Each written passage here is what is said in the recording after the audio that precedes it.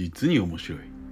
どうも、ワンピースの謎を解く仮面 YouTuber、言えてなんぼのゆでろんです。ありがとうございます。いいね。チャンネル登録してね。今回考えたいのはコメント欄にいただいた考察。天動説 VS 地動説。天地の戦いです。それは古代兵器をめぐる戦いになっているかもしれません。実に面白い。一緒に考えていきましょう。よろしくお願いします。ただし最新話をまだ読んでいない人やコミック派の人は多いネタバレを含む内容です。よろしいでしょうか？行きましょう。僕のコメント欄には世界中から秀逸な考察が届きますが、今回はインドネシアのプラナさんからいただいた秀逸なワンピース考察を僕なりに肉付けをして紹介しましょう。それはワンピースにおける天動説 VS 地動説。天動説とは地球は宇宙の中心でじっと動かずにおり、周囲の惑星が動いているとする説です。一方、地動説は太陽を中心とした宇宙、我々が知っている当たり前の太陽系の構造です。この当たり前の話が500年前、人々が海へ出た大航海時代まで当たり前じゃなかった。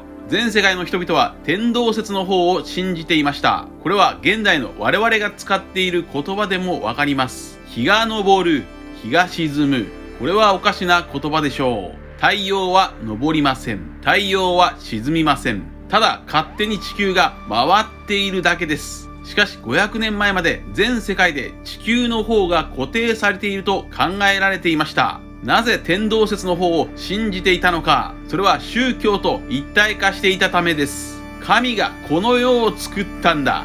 故に天体の運行さえも全て神の指示で動いている。神の姿を映した人間が住むこの地球こそが宇宙の中心なのだと。だから天動説こそが正しい。ワンピースの世界で神といえば世界の創造主天竜人のことです。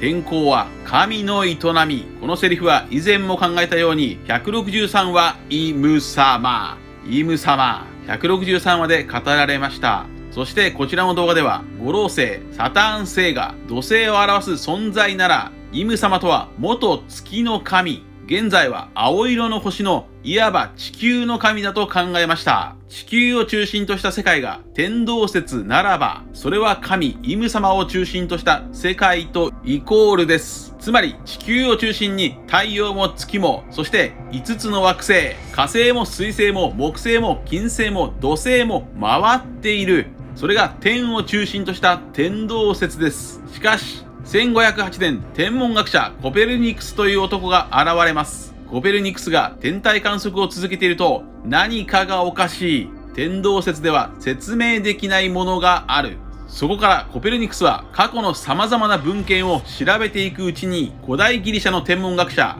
アリスタルコスが唱えていた地動説にたどり着く。太陽が動いているんじゃない。地球が動いていたんだ。そう、もうこれでわかるでしょう。過去の文献を調べたコペルニクスこそがクローバー博士のモデルでしょう。クローバー博士は古代文字が記されたポーネグリフを解析してある巨大な王国にたどり着いていました。それはおそらく太陽を中心とした太陽信仰が盛んだった夜明けの国ドーン王国でしょうか。そんな仮説を五老星にぶつけていました。クローバー博士のモデルがコペルニクス。そんなコペルニクスは結局生きている間は地動説を発表しませんでした。なぜなら発表すればおそらく当時の環境では迫害されたからです。このコペルニクスの地動説について神学者であり聖職者マルティン・ルターは、このバカは天地をひっくり返そうとしている。そのように述べて地動説を完全否定しました。ひっくり返る。ひっくり返るといえば、俺はロジャー。俺と一緒に世界をひっくり返さねえか。世界をひっくり返す地動説、太陽中心説はコペルニクスが死んだ後で密かに発表されましたが、そこから地動説を唱える者は迫害されていきます。それはワンピースに例えるなら、太陽の元へ移住したい迫害された魚人のようにです。世紀の大発見地動説を残して亡くなったコペルニクス。しかし人の夢は終わらねえ。その意志を受け継いだのが近代科学の父と呼ばれる天文学者天才ガリレオ・ガリレイです。ガリレオは天体観測において月の満ち欠けや木星の衛星を発見したり、ピサの斜塔を使って物体の重さにまつわる実験など数々の功績を残した人物ですが、このガリレオのモデルはもちろんベガパンクでしょう。クローバー博士の意志、小原の文献を物理的に脳に受け継いだベガパンクは、まさにガリレオ・ガリレイ。なぜなら、1072話でベガパンクは、実に面白い。と言っていました。それはインドネシア在住のプラナさんにはわからないと思いますが、ベガパンクの実に面白いというセリフは、2007年日本で人気となった物理学者によるミステリードラマ、ガリレオの有名なセリフだからです。実に面白い。つまり、ベガパンクはガリレオ、ニュートン、アインシュタインなどの天才科学者を合わせたキャラクター。ちなみに、ガリレオが発見した木星の衛星をガリレオ衛星と言いますが、ベガパンクは自らの分身、猫、衛星ことサテライトを作り出していました。とにかくガリレオは天動説、神を否定します。地球ではなく太陽こそが中心だとする地動説を発表したのです。そして時を同じくして世はまさに大航海時代。羅針盤や方位磁石、製図を使った航海において船乗りたちも天動説が何かがおかしいと気づいていく。しかし自称神とその信者たちはそれを許さない。地動説を発表したガリレオは宗教団体から反感を買って異端者と呼ばれて迫害されていきます。そしてついにガリレオは裁判にかけられてしまう。私はもうすぐ死ぬだろう。世界がひっくり返るほどの秘密、ルールを発見してしまった男。それがベガパンク。それがガリレオ。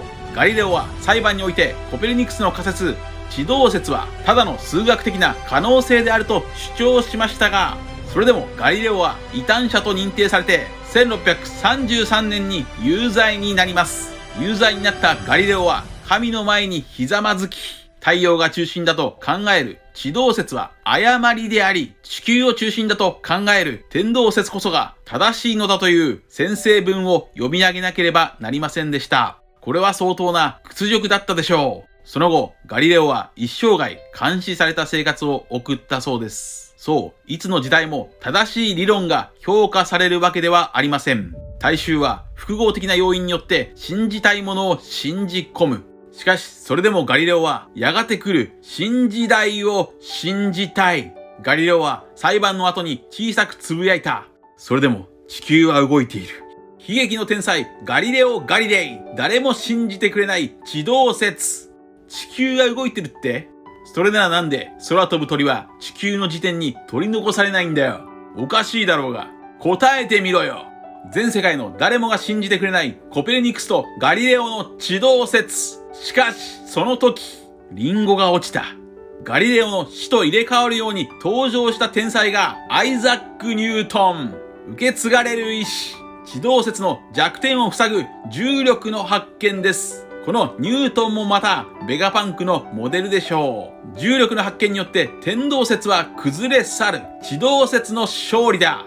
これが長きにわたった神と科学の戦い。天動説 VS 地動説。それは通称17世紀科学革命。だからベガパンクは革命軍ドラゴンに協力している。他にもガリレオだけでなく地動説を擁護した哲学者のジョルダーノが異端者と呼ばれて1600年に火あぶりの刑にされています。これら神と科学の戦いがワンピースの骨格、プロットに反映されていると考えます。イム様が支配する青い星を中心とした世界は天動説のイメージです。それと相反するのが太陽の神ニカを崇拝するみんなが平等で自由な世界、地動説のイメージ。そのように考えるとイム様とは教祖でしょう。世界政府とは支配的な宗教団体。自分たちの理想郷ユートピアを作ったいわばバロックワークスのような存在。1年前理想郷ユートピアを作ろうとしていたバロックワークスとイム様や五老星はつながると考えました。こちらです。このように考えると、そのアラバスタ王国を乗っ取ろうと敵対していたクロコダイル率いるバロックワークスはイム様や天竜人、世界政府のモデルなのかもしれません。例えば秘密犯罪会社バロックワークスの目的は理想国家の建国、ユートピアの実現でしたが、もしかすると800年前、五老星たちはバロックワークスのような秘密犯罪組織だったのではないでしょうか。誰も座らないことが平和の象徴であるとされた空の玉座に平然と座った世界の隠れた王イム様はバロックワークスにおいてメンバーの誰も正体を知らなかったミスターゼロことクロコダイルとそのイメージが合致してきます。バロックワークスのエージェントたちの名前は記念日や曜日の名前でした。一方、五老星の名前は惑星の名前が付けられている。そんなイム様を中心とした世界政府はまさに天。一方、大地に根を張り太陽の下で生きていく民衆はまさに地。天地の戦い、そして天といえば天の神の名前を持つ古代兵器ウラヌス。一方、地といえば地、冥府の神の名前を持つ古代兵器プルトン。プルトンはワノ国にありましたから、おそらくプルトンは味方サイドで、ウラヌスは世界政府サイドでしょう。天のウラヌス VS 地のプルトン。それこそが最終章、巨大な戦いでしょうか。そのように考えると、こちらの動画ではプルトンの正体、造形はヤタガラスだと考えましたが、そうではなく、プルトンの造形は竜。総竜図再び。ウラヌスとプルトンは同じ形をしている可能性。なぜならフランキーの部下はキウイとモズの双子。そしてベガバンクは自分のクローンを生み出している。さらに海列車も2つ存在していた。つまり2つの天×竜の蹄。この考え方が正しいなら、古代兵器ウラヌスと古代兵器プルトンは双子。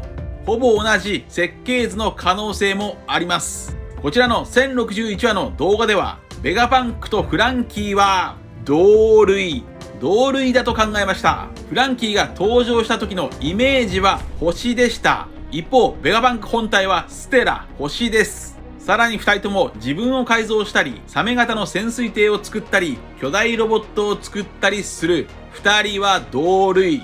そしてベガパンクはオハラの文献を頭にインプットしていました。するとフランキーは古代兵器プルトンの設計図をおそらく頭にインプットしている。そのように考えると、フランキーは古代兵器プルトンをワノ国で修復する。そしてベガバンクは古代兵器プルトンの動力を作り出す。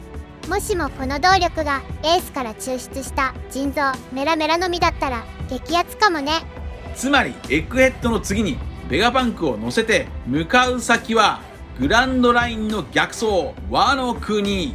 フランキーは子供の頃に光月おでんと出会っていました。そのフランキーがくしくも光月おでんの夢、古代兵器プルトンを取り出してワノ国を開国する。そんな可能性もあるでしょう。以上です。今回はワンピースの骨格に使われている天動説 VS 地動説について考えてみました。